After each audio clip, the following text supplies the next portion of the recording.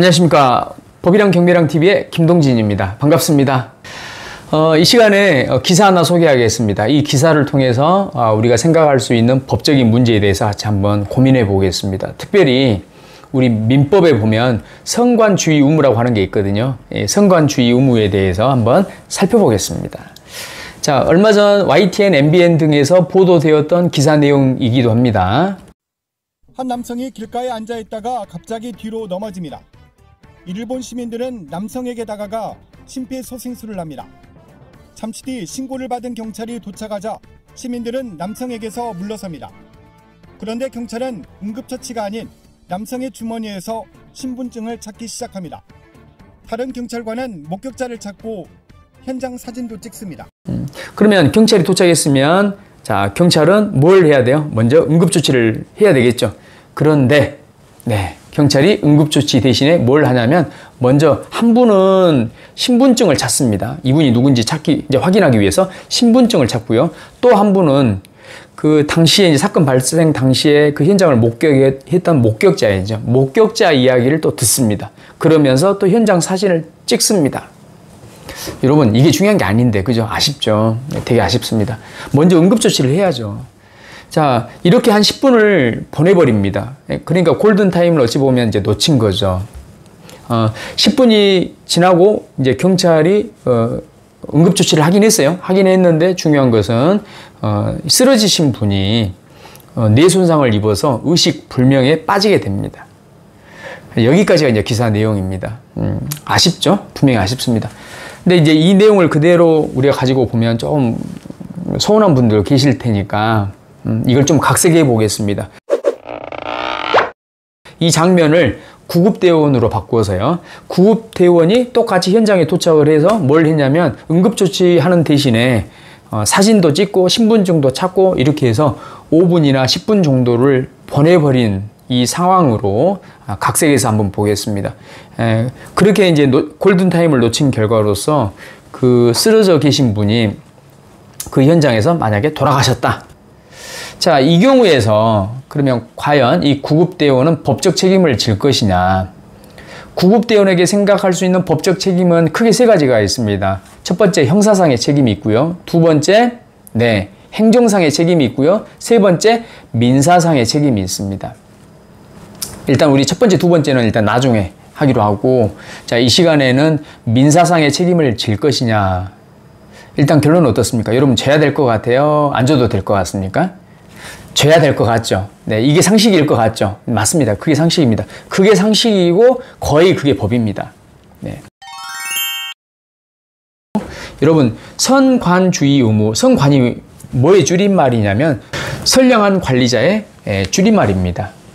그러니까 선관주의 의무는 선량한 관리자의 주의 의무 이런 말이에요. 그러면 이 선자는 우리 한자에 착할 선자를 쓰는데, 선할 선자를 쓰는데 이게 뭐야? 선한 관리이냐? 또 이렇게 할 수 있는데 이거는 한자로 쓰다 보니까 그렇고요. 자신의 의무에 충실한 이런 사람을 우리가 선량한 관리자라고 이야기하는 겁니다. 그러면 우리 일상생활의 언어로 바꿔보자면 쉽게 말해서 직원 정도 생각할 수 있어요.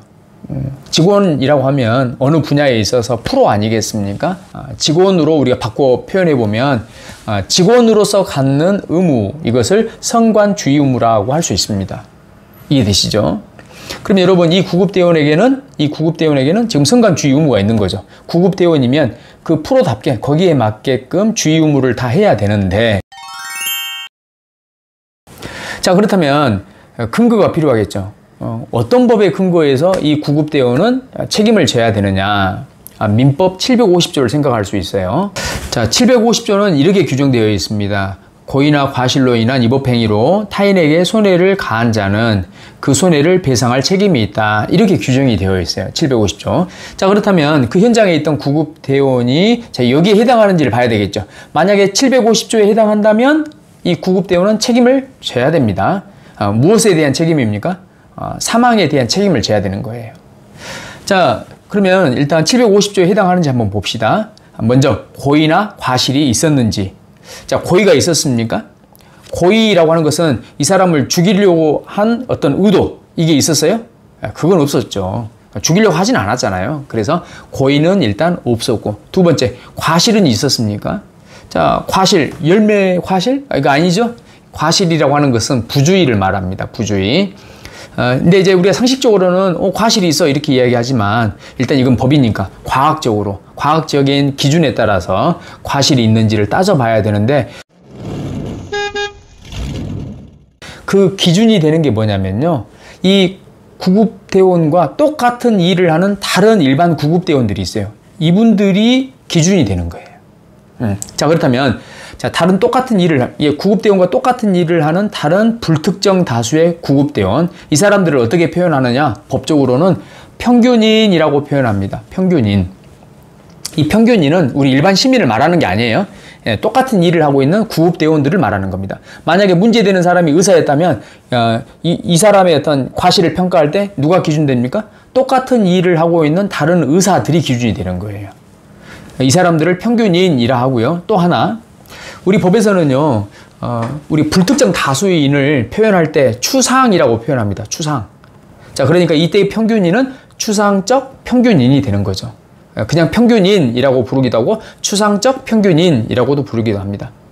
그리고 이 평균인을 기준했을 때 과실이 있다. 이때의 과실을 이 추상이라고 하는 표현을 이용해서 추상적 과실이라고 표현합니다. 이해되시죠? 그러면 과실이 있는지 어떻게 평가하냐면 불특정 다수의 이 평균인들이 있죠. 이 사람들이라고 하면 이 상황에서 어떻게 했을까에 대한 답을 우리가 먼저 딱 도출을 하죠. 다른 구급대원들이라면 어떻게 했을까요? 먼저 응급조치를 무조건 먼저 한다. 이게 답이에요. 그럼 이걸 가지고 대입을 하는 거죠. 근데 이 현장에 있던 구급대원은 어떻게 했어요? 응급조치가 아니라 다른 일을 먼저 했죠. 그러니까 기준에 지금 어긋나는 거죠. 즉 다른 말로 추상적 과실이 이 사람에게 있는 겁니다. 그 손해 전부를 책임져야 되는 거고요. 이해 되시죠?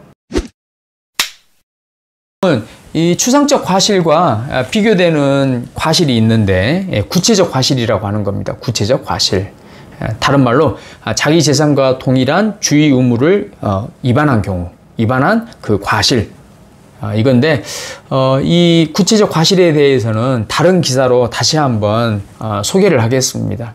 일단 오늘 이 기사에서의 결론은 이 구급대원에게는 어떤 과실이 있다? 추상적 과실이 있기 때문에 민법 750조에 따라서 손해배상 책임을 부담하게 된다. 이게 이제 오늘의 결론입니다.